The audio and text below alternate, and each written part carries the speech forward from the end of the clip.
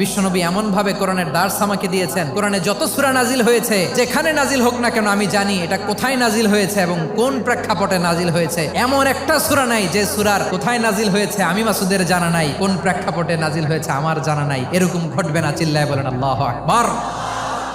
বিশ্বনবী একবার বললেন, ইবনে মাসুদ একবার শোনাও তো কোরআন দেখি। আব্দুল্লাহ ইবনে মাসুদ বলেন, নবী আপনার উপর কোরআন নাজিল হয় আর আমি আপনার সামনে কোরআন পড়বো?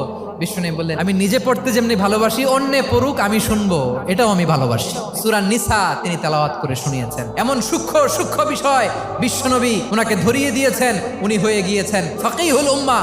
ওনার চাইতে বড় ফকি এই পৃথিবী আর দেখবে না। উনি বিশ্বনবী সবার কাছে কোরআন শোনায়, কিন্তু বিশ্বনবী নিজে মাসুদের, আব্দুল্লাহ ইবনে মাসুদের কাছ থেকে কোরআন শুনতো। ওমরে ফারুকের সময় কুফার বিচারপতি ছিলেন, তাহলে উনাকে বিশ্বনবী বানিয়েছেন আইনবিদ, ফাকিহ। হিউম্যান রিসোর্স ডেভেলপমেন্ট কিভাবে করবেন, মানব সম্পদের উন্নয়ন কিভাবে করতে হয়, কিভাবে যার যেখানে প্রতিভা কাজে লাগাতে হয় উনি দেখিয়েছেন। সুবহানাল্লাহ পড়বেন না?